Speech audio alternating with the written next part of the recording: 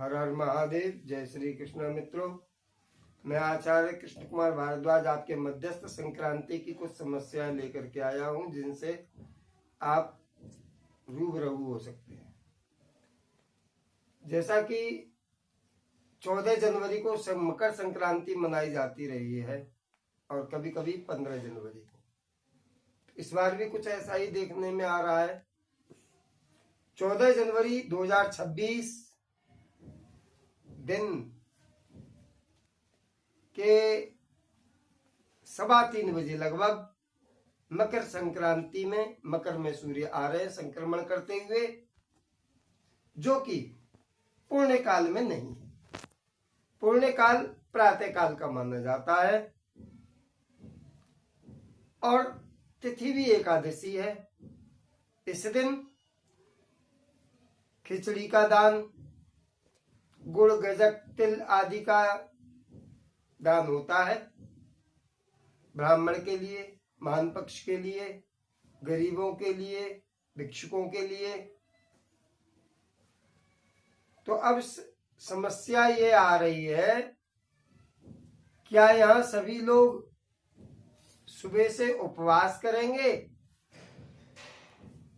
नहीं।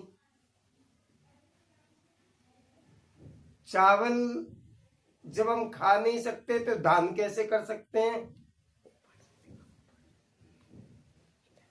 जिन वस्तुओं का षठ तिला एकादशी है, तिल का दान बतलाया है।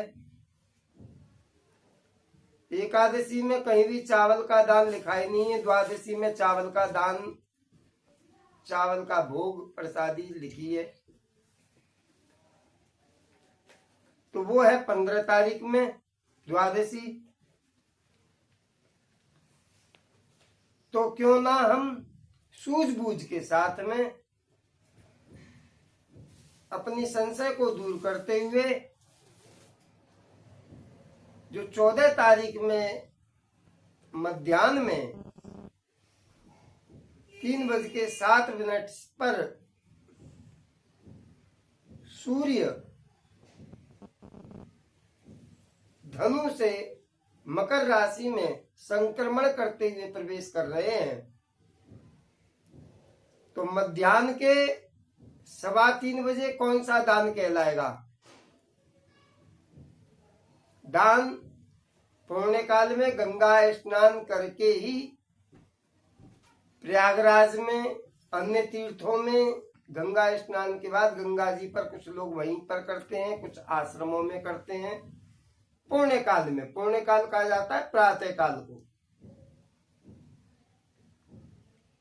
तो हम 15 तारीख 2026 15 जनवरी को मकर संक्रांति मनाने का निर्णय ले रहे हैं। मकर संक्रांति 14 जनवरी को लग जाएगी, ये बात सत्य है, लेकिन उत्तरार्ध में, पूर्वार्ध में नहीं, उत्तरार्ध में। उत्तरार्ध मतलब सायंकालीन वेला में, छोटे दिन होते हैं। 3:15 बजे का मतलब लगभग शाम का समय लग जाता है। एकादशी भी व्रत रहते हैं।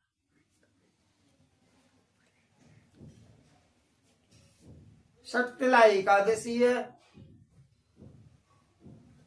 तिल का दान, तिल से स्नान, तिल का भोजन, तिल के लड्डू आदि का भोजन, तिल से अर्चन भगवान का, 6 प्रकार से तिल का पूजन, अर्चन, भोजन करने पर षठ तिला एकादशी कहलाई जाती है। इसका नाम है षठ तिला एकादशी। एकादशी व्रत सबको ही रहना चाहिए, सभी गृहस्थियों को रहना चाहिए, सन्यासियों को रहना चाहिए, सबको मालूम है। आगे चल करके मकर में मंगल भी आ रहे हैं, उससे आगे चल करके मकर में बुध भी आ रहे हैं। 16 तारीख को प्रदोष भी है, 18 तारीख की मौनी अमावस्या है। मौनी अमावस्या का ही बड़ा महत्व है। कम बोलना चाहिए, मौन रहना चाहिए।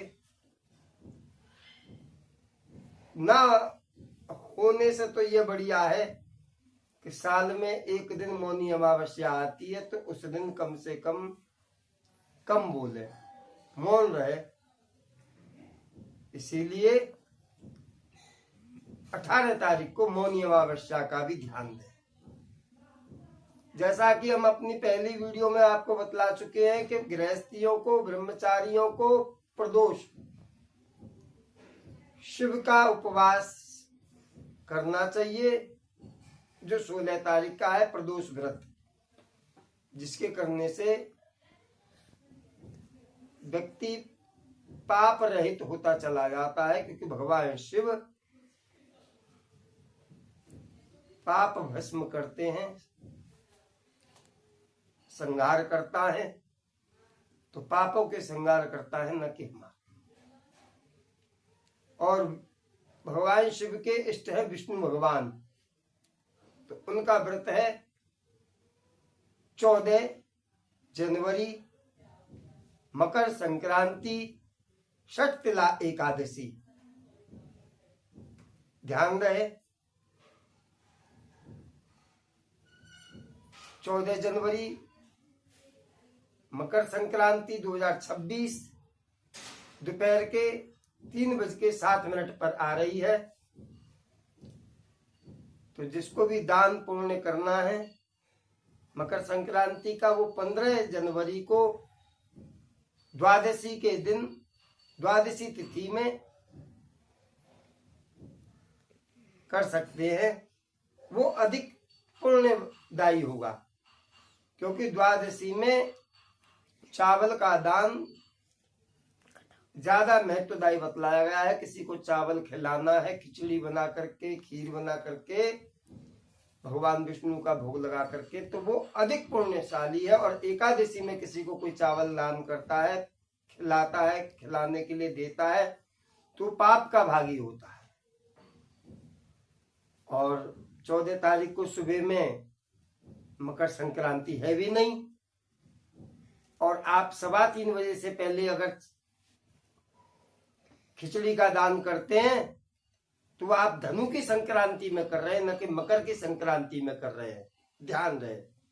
मैं आचार्य कृष्ण कुमार भारद्वाज सभी को मकर संक्रांति पर्व की बहुत बहुत बधाई। और आप सभी मेरे चैनल से जुड़े रहें, सब्सक्राइब करें, लाइक करें, कमेंट करें। हर हर महादेव।